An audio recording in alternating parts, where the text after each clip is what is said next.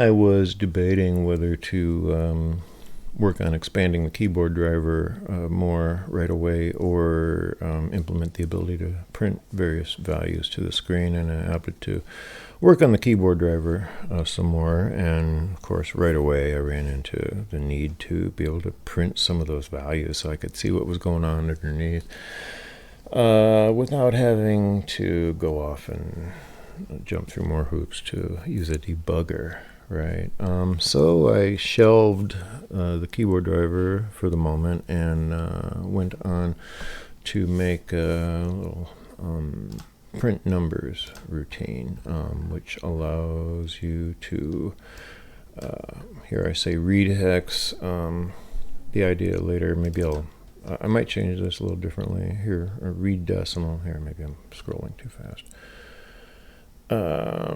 Here it seemed fine to declare the variables at the top in the include file, instead of having to be all the way down at the bottom. There is read hex and print hex byte there. That allows you to print out hex values to the screen. Here is decimal, read decimal, divide by 10, because it's power of 10. Yeah. And then what was critical was pushing and popping all of these values. Very interesting here. Let me actually, okay, there's binary. There, okay, that is my print numbers include file. Okay, we are saved. Let me grab all of this and head over here. Welcome to KAOS. There, so it will print the value. Let me go back. Here I've input a binary value. Here it is displayed in decimal, 45966. I also created a new line in my keyboard driver. There, so I have the normal read key, print char. I changed print teletype to the usual name, print char. I realized I was just renaming the same little thing. And also, if you call it from up here, print char color, it will add the color value when in 256 color mode and flow on through. Nice, okay. Same thing with new line. Need to back up a bunch of those values, so you're not destroying something when you do all of this bit here. Okay. 16. That's good. Okay, there. So I added that to the keyboard driver, and that allows you to create a new line. Otherwise, here, let me just demonstrate. I'll take this new line out of there, and we'll save, go to there, and have a look. There, so now there's the decimal value followed immediately by the hexadecimal value. So there I print all 16 bits, and then let's see, where is that hex? I did hex, decimal, and then down here binary. There. So I set it up so you can do all 16 bits.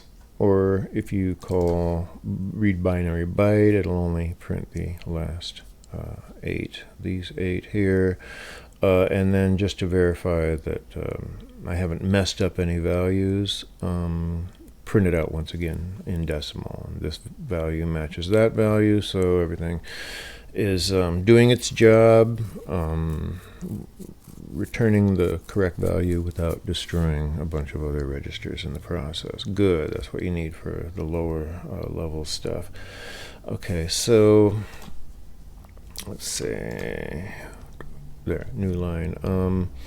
So yeah, I tested them backwards and forwards, so you can print them out end to end or one after the other. And what was handy here, even in the process of making this file, I used some of these to debug the others. That shows you just how handy they were. Yeah, so interestingly enough, even as I was creating this file, I made use of the ability to print the values to the screen, and literally was able to debug with the other. Like if I printed a hex value and it wasn't putting out what I thought it was supposed to, then I could print that with decimal.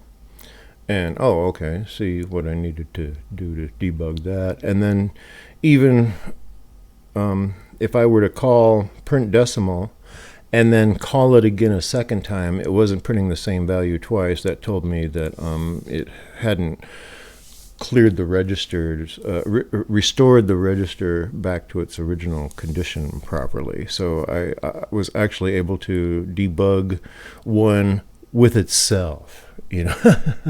Okay, so now that these are in place, this makes it so much easier to check what's going on under the hood on the fly, not always, which I really don't use debuggers. I should probably become more familiar with them. But hopefully if I build debugging capabilities into my program, there you can see I call print, include print numbers, include my keyboard driver there. So yeah, if I get that in there early in the game, then I won't have to, in theory, rely on a debugger. I can just check on various values ad hoc whenever needed. So that should be quite convenient there. Everything on a new line, print decimal, print hex value, print the full 16-bit binary, print just the last, if you only have this 8 bits, 1 byte, you can print that as well, and just to verify. So very handy indeed for debugging your operating system as you go.